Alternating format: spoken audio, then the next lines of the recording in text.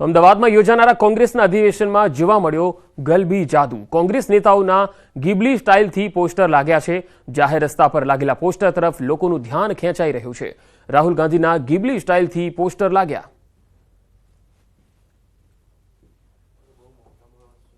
Social media ઉપર આજે ગિબલીનો જાદુ છવાયો છે। યુથ હોય કે ઓલ્ડ, તમામ રાજકીય નેતાઓ હોય, તમામ લોકો છે એ ગિબલીના રંગે રંગાયા છે। જ્યારે કોંગ્રેસનું અધિવેશન મળી રહ્યું છે અમદાવાદ ખાતે, ત્યારે કોંગ્રેસના અધિવેશનમાં પણ ગિબલીનો જાદુ જોવા મળી રહ્યો છે। અને જે પોસ્ટર જોવા મળી રહ્યા છે ગિબલીના, રાહુલ ગાંધી હોય કે કોંગ્રેસના જે નેતાઓ છે, પરસોત્તમ સોલંકી, તેના અલગ અલગ જે સાબરમતી રિવરફ્રન્ટના જે માર્ગ છે તે માર્ગ ઉપર આ ગિબલી સ્ટાઇલના પોસ્ટરો એક આકર્ષણનું કેન્દ્ર બન્યા છે। કારણ કે જે રીતે આજે યુથ અને સાથે તમામ જે લોકો છે તે લોકો છે ગિબલીના રંગે રંગાયા છે, ત્યારે કોંગ્રેસનું અધિવેશન છે તેમાં પણ એક નવું આકર્ષણ જે કહી શકાય કે પોસ્ટરની અંદર તે ગિબલીના પોસ્ટરો જોવા મળે છે, જેમાં કોંગ્રેસના નેતા રાહુલ ગાંધી અને કોંગ્રેસ નેતા પરસોત્તમ સોલંકીના આ પોસ્ટરો શહેરના અલગ અલગ રસ્તાઓ, 4 રસ્તાઓ પર જોવા મળી રહ્યા છે, જે સૌ લોકો માટે એક આકર્ષણનું કેન્દ્ર બન્યા છે। કર્મણ મહેતા સાથે પ્રણવ પટેલ, ન્યૂઝ 18 અમદાવાદ। કચ્છમાં નલિયા ભુજ હાઈવે પર ચક્કાજામ થયો। ખેડૂતોને સામાજિક સંગઠને ચક્કાજામ કરીને વિરોધ નોંધાવ્યો। ખેડૂતોને અભયારણ્ય વિસ્તારમાં વીજ કનેક્શન ન મળતા વિરોધ કર્યો। પોલીસનો ચુસ્ત બંદોબસ્ત જોવા મળી રહ્યો છે। ચક્કાજામને પગલે ટ્રાફિક જામ સર્જાયો। વીજ લાઇન અંડરગ્રાઉન્ડ કરવા સાથે ખેડૂતોને કનેક્શન આપવાની માંગણી કરવામાં આવી।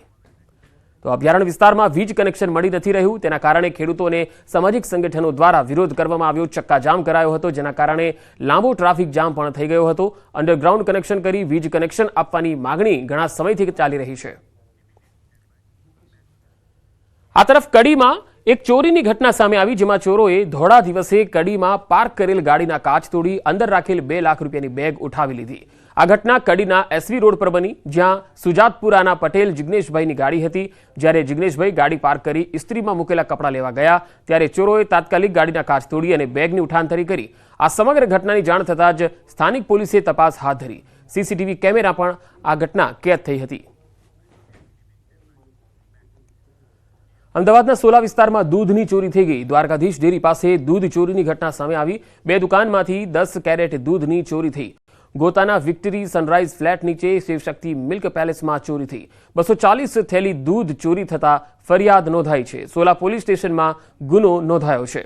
તસવીરોમાં જોઈ શકાય છે કે આ વ્યક્તિ જે છે એ દૂધની ચોરી કરી રહ્યો છે। અમદાવાદના સોલા વિસ્તારનો આ બનાવ છે, જ્યાં દૂધના કેરેટમાં ભરેલી જે થેલીઓ છે એ તમામ કેરેટ સહિત ઉઠાંતરી કરીને આ શખ્સ ફરાર થઈ ગયો હતો। 2 દુકાનમાંથી 10 કેરેટ દૂધની ચોરી કરી।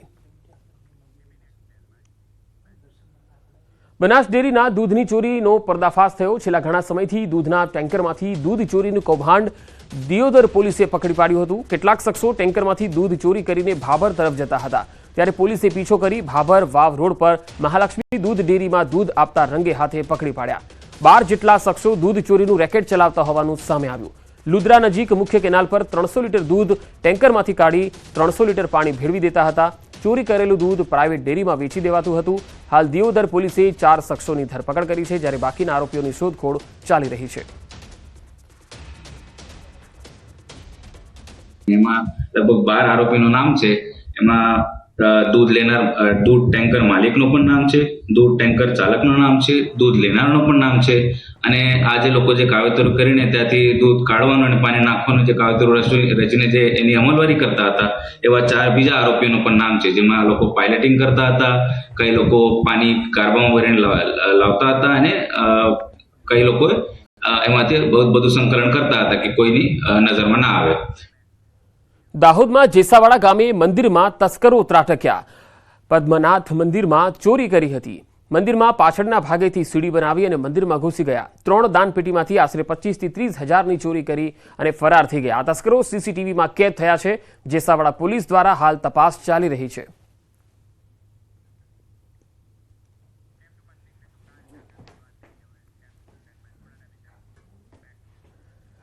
અને હવે વાત કાળઝાળ ગરમીની।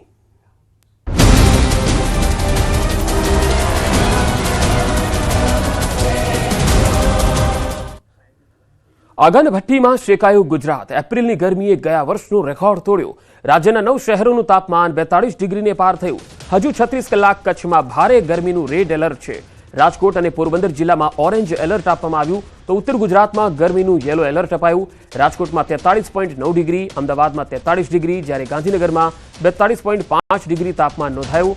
રાજ્યના 13 શહેરોનું તાપમાન 37 ડિગ્રીને પાર જોવા મળ્યું. ભુજમાં 43 ડિગ્રી, ડીસામાં 43.3 ડિગ્રી, અમદાવાદમાં 3 દિવસમાં 44 ડિગ્રી તાપમાન થઈ શકે છે. અમદાવાદમાં સામાન્ય કરતાં 4 ડિગ્રી વધુ તાપમાન જોવા મળી શકે છે.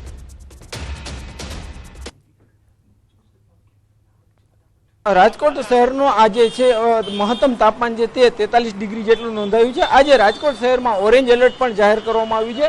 લોકો છે તે ક્યાંક ને ક્યાંક ઘરની બહાર નીકળવાનું ટાળી રહ્યા છે. કેટલાક લોકો નીકળે પણ છે તો તે ઠંડા પીણાનો ઉપયોગ કરી રહ્યા છે. હાલ આપણી સાથે રાજકોટના લોકો છે, આપણે એમની સાથે વાત કરીશું. શું કહેશો, આજે કેવી ગરમી છે? બહુ જ ગરમી છે. એટલી ગરમી છે બહાર નીકળવાનું મન નથી થતું.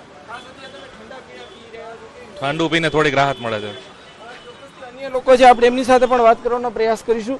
ખાસ ગોગલ્સ પહેર્યા છે તમે, ઠંડા પીણા પણ પી રહ્યા છો. કેવી પરિસ્થિતિ રાજકોટ શહેર? બહુ ખરાબ છે, ગરમી વધારે છે. ગરમી વધારે છે. હા, બહુ ગરમ લાગે. ના, અગાઉ નથી પડતી ગરમી. ઘણા ટાઈમ પછી થયું આવું. રાજકોટના લોકો છે તે ક્યાંક ને ક્યાંક જે છે અત્યારે ઠંડા પીણાનો સહારો લઈ રહ્યા છે. તો બીજી તરફ રાજકોટ શહેરના રાજમાર્ગો પણ હું આપને બતાવવા માંગીશ. આ રાજકોટ શહેરનો યાજ્ઞિક રોડ છે. સામાન્ય દિવસોમાં અહીંયા ટ્રાફિક પોલીસે ટ્રાફિક કંટ્રોલ કરવો પડે તેવી સ્થિતિ જોવા મળતી હોય છે, પરંતુ અત્યારે જે છે તે વાહનોની રફતાર ઘટી ગઈ છે. લોકો છે તે ખૂબ જ ઓછા જે છે પ્રમાણમાં નીકળી રહ્યા છે. જે લોકોને ફરજિયાત બહાર નીકળવું પડે હોય તેવા લોકો અત્યારે બહાર નીકળી રહ્યા છે. તો રાજ્યમાં આ ગરમીએ જોર પકડ્યું છે. ખાસ કરીને કચ્છમાં ભારે ગરમી પડી રહી છે. કચ્છમાં આજે ગરમીનું રેડ એલર્ટ આપવામાં આવેલું છે. ભીષણ ગરમીથી કચ્છવાસીઓ પણ ત્રસ્ત થઈ ગયા છે અને રેડ એલર્ટમાં ગરમીનો પારો હાલ તો 43 ડિગ્રીને પાર છે, પરંતુ રેડ એલર્ટમાં ગરમીનો પારો 45 ડિગ્રી સુધી પણ જઈ શકતો હોય છે. એટલે કે 45 ડિગ્રીની જે ગરમી હોય છે એ ખતરનાક સાબિત થઈ શકે છે. એટલે બિનજરૂરી લોકોએ ઘરની બહાર ખાસ બપોરના ટાઈમે ન નીકળવું જોઈએ. કચ્છમાં સતત ગરમીથી લોકો છે તે ત્રાહિમામ પોકારી ઉઠ્યા છે. ત્યારે ફરી પાછી આજે કચ્છમાં હવામાન વિભાગ દ્વારા રેડ એલર્ટ આપવામાં આવ્યું છે. ગઈકાલની જો તાપમાનની વાત કરવામાં આવે તો ગઈકાલે ભુજનું તાપમાન છે તે 43 ડિગ્રી છે તે નોંધાયું હતું. તો કંડલા એરપોર્ટનું તાપમાન છે તે 45 ડિગ્રી નોંધાયું હતું. ત્યારે આજે ફરી પાછું હવામાન વિભાગે છે તે કચ્છમાં રેડ એલર્ટ આપ્યું છે. ત્યારે હજુ પણ ભારે ગરમીનો લોકોનો સામનો કરવો પડશે. આ જે પ્રમાણે આપ દ્રશ્યો જોઈ રહ્યા છો કે આ ભુજના દ્રશ્યો છે, ઇન્સાન છે તે ભાસી રહ્યા છે. ચોક્કસથી આ દ્રશ્યોમાં જે પ્રમાણે આ પ્રસ્તાવો જોઈ રહ્યા છો જે હાલ ગરમીના લીધે જે ઇન્સાન ભાસી રહ્યા છે તો ટણકારોનું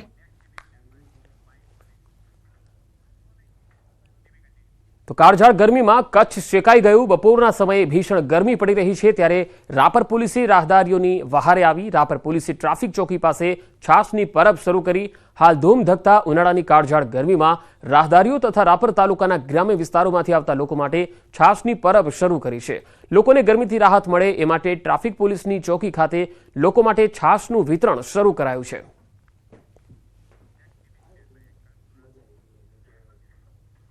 સુરતના કોસંબા ખાતે લાગી આગ. કોસંબા પોલીસ સ્ટેશનની બાજુમાં માલમાં ઝડપાયેલા વાહનોમાં લાગી આગ.